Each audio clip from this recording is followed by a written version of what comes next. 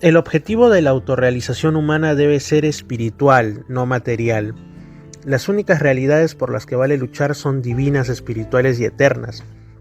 El hombre mortal tiene derecho a gozar de los placeres físicos y a satisfacer los afectos humanos. Se beneficia por la lealtad a las asociaciones humanas y a las instituciones temporales, pero estos no constituyen los cimientos eternos sobre los que se construye la personalidad inmortal, que debe trascender el espacio, conquistar el tiempo y alcanzar el destino eterno de la perfección divina y el servicio finalista.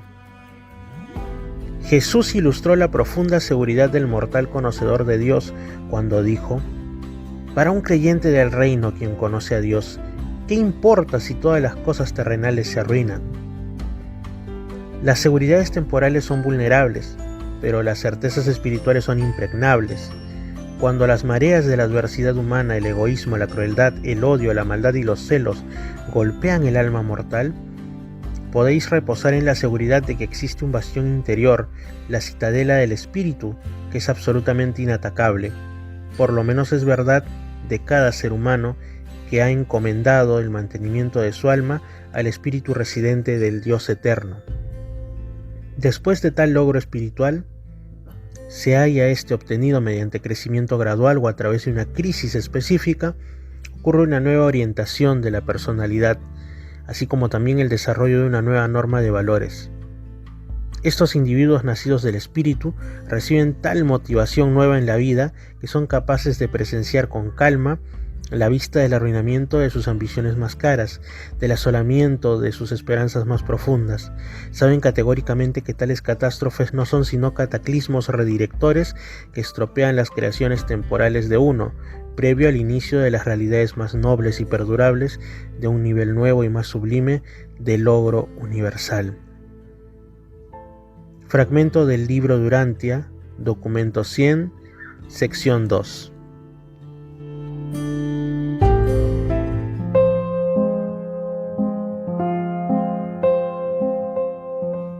Estimados radioescuchas, espero que haya sido de vuestro agrado este fragmento de la quinta revelación, el libro Durantia, que les he compartido en los segundos precedentes. Y no ha sido al azar la elección que de este texto he hecho para compartirles, porque estamos 25 de diciembre, una fecha que, de acuerdo a la tradición cristiana, al menos la de tipo occidental, pues es en la que se conmemora el nacimiento de Jesús. Por supuesto, nosotros sabemos, y en realidad cada vez más gente ya lo sabe, que pues no hay ninguna prueba, y es más, es muy difícil que Jesús de Nazaret haya venido al mundo en una fecha como esta. Hay una serie de hechos que hacen que otras personas aventuren una serie de fechas quizá más probables para el nacimiento de Jesús. Muchos hablan del mes de abril. El libro Durantia nos dice que Jesús nació un 21 de agosto.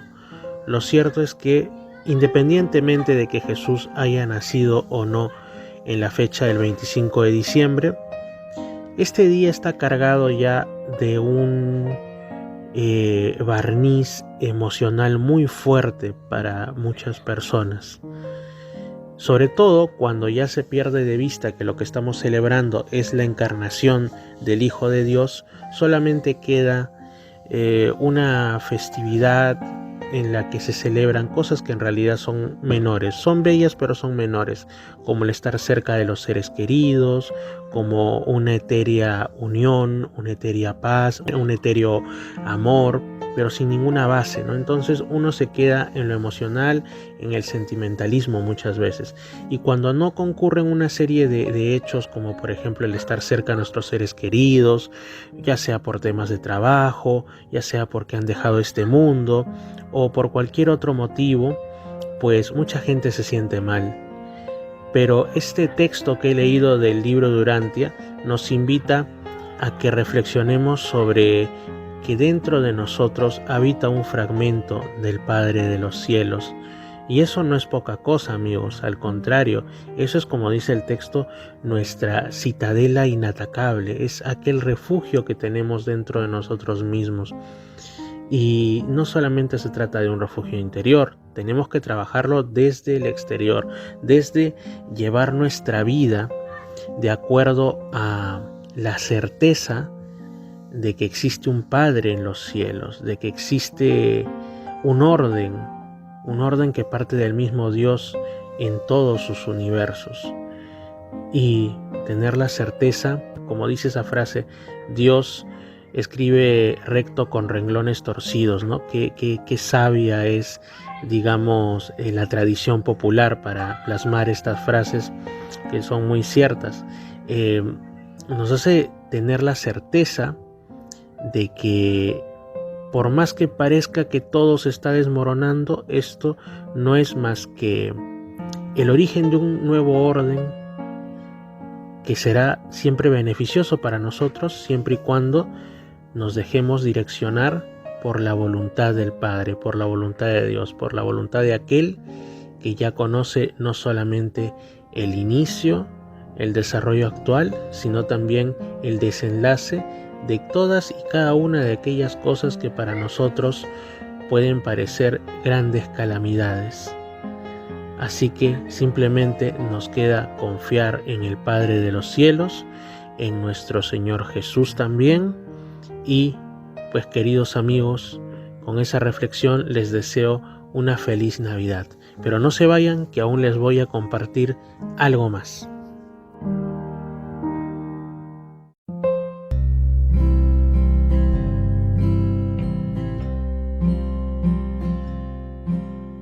En el mes de marzo del año 8 a.C., el mes en que José y María se casaron, César Augusto decretó que todos los habitantes del Imperio Romano debían ser contados, que se realizaría un censo para mejorar el sistema de impuestos.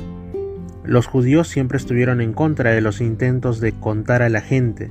Este hecho, sumado a las graves dificultades internas del gobierno de Herodes, rey de Judea, había conspirado para ocasionar el aplazamiento del censo en el reino judío por un año. En todo el Imperio Romano este censo se realizó en el año 8 a.C., pero en el reino palestino de Herodes ocurrió un año más tarde, el año 7 a.C. No era necesario que María fuera a Belén para registrarse, pues José tenía autorización para registrar a toda su familia, pero María, siendo una persona enérgica y que amaba la aventura, insistió en acompañarle.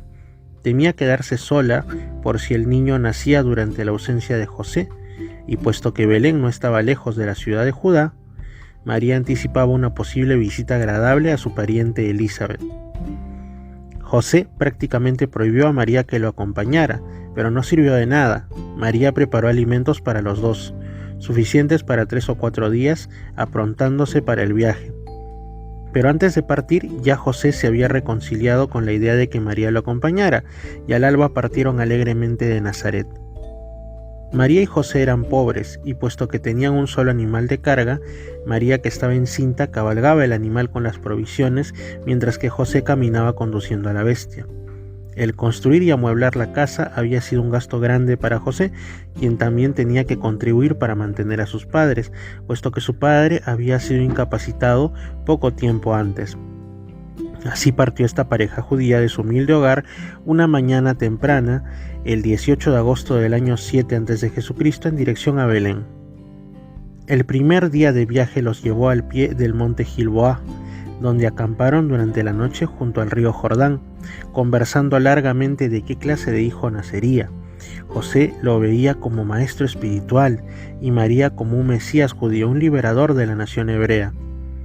Bien temprano a la mañana siguiente del 19 de agosto, José y María reanudaron su viaje, tomaron su almuerzo al pie del monte Sartaba, que domina el valle Jordano, y prosiguieron su viaje, llegando por la noche a Jericó, donde se alojaron en una posada del camino en las afueras de la ciudad.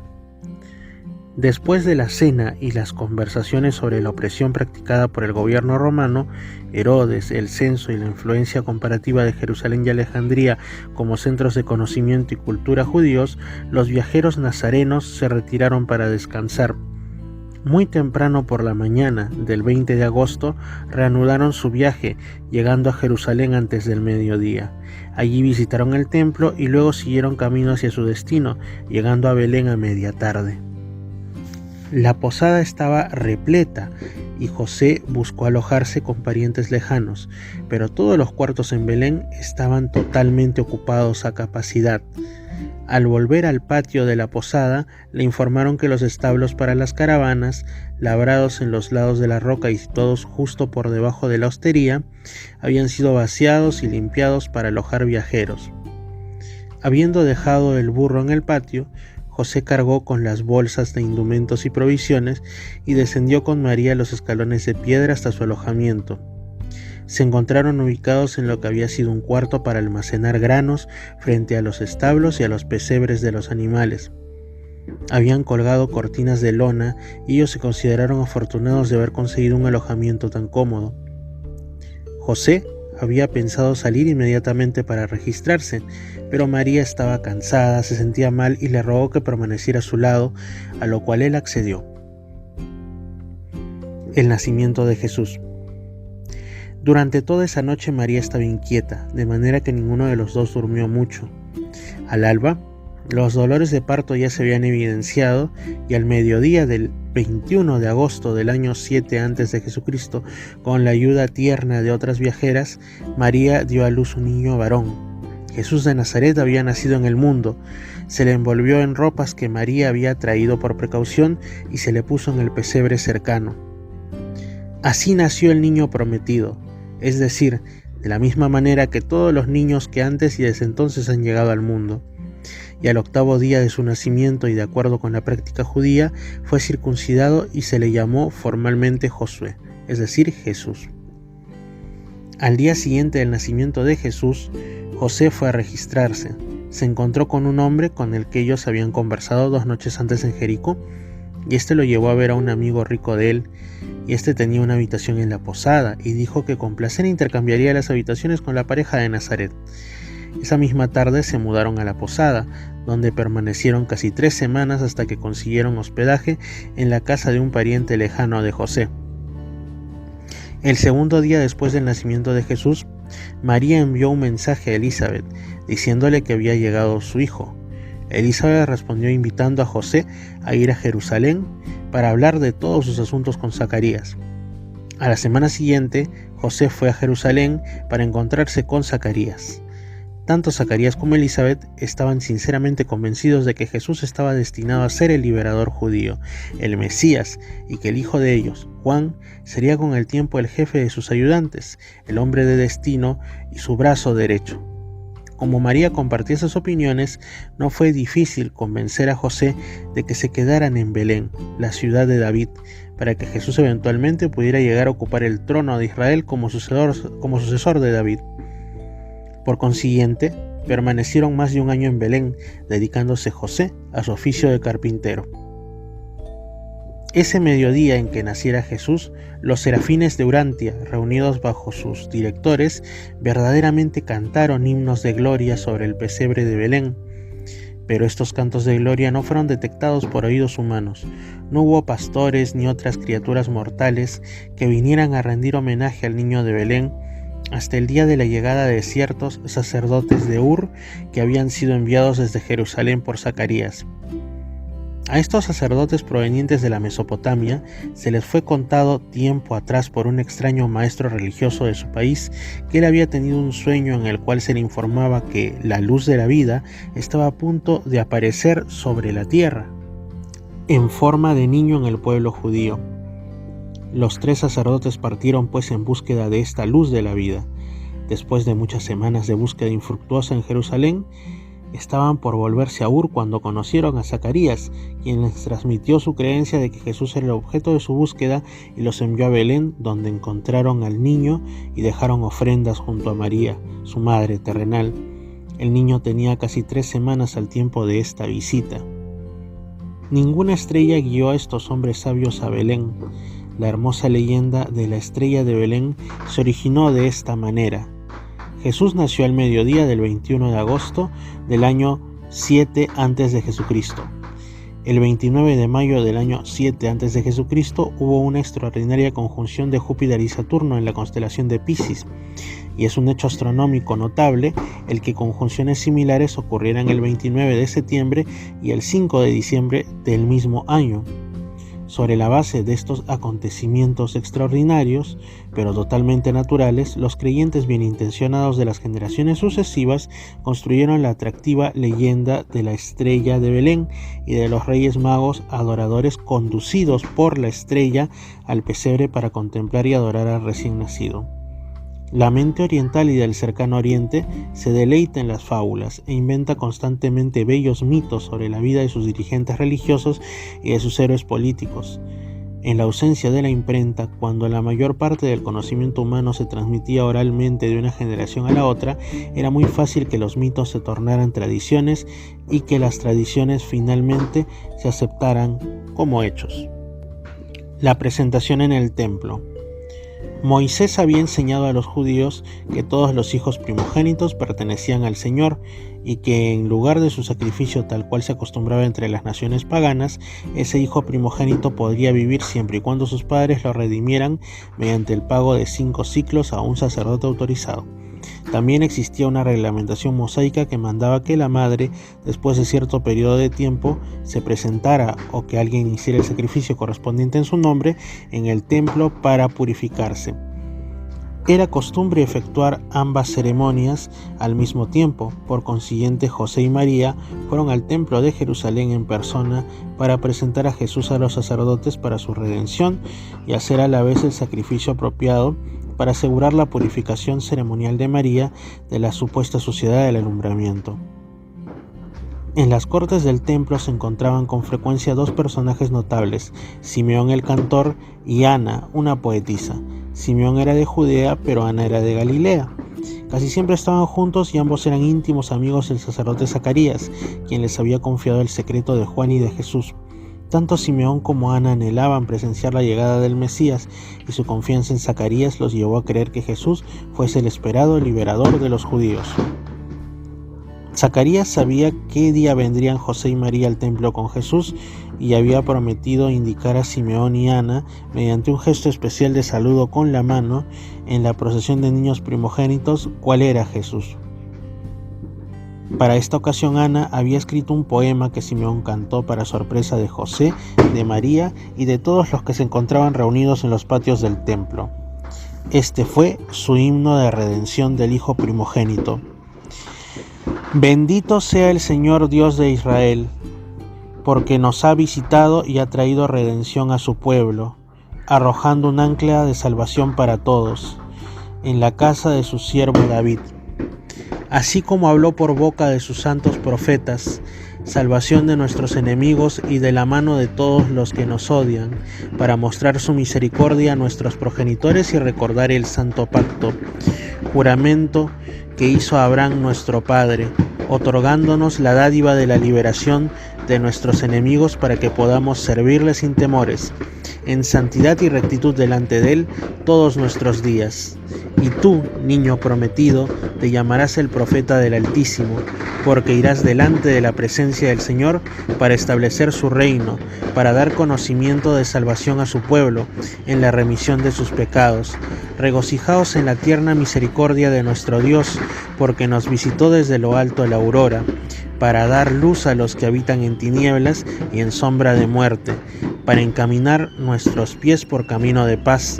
Dejad, oh Señor, que este tu siervo se aleje en paz de acuerdo con tus palabras, porque mis ojos han contemplado la salvación que tú has preparado delante del rostro de todos los pueblos, luz resplandeciente para esclarecimiento aún de gentiles y para la gloria de tu pueblo de Israel. Camino de vuelta a Belén, José y María permanecieron silenciosos, confundidos y sin alientos.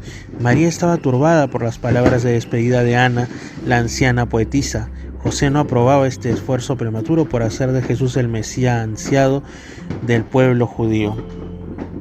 Esta es la narración que sobre el nacimiento y los hechos posteriores de nuestro Señor Jesús hace la quinta revelación, el libro de Urantia, en su documento 122. Que tengan una feliz Navidad. estimados radioescuchas. Que el Señor los bendiga abundantemente.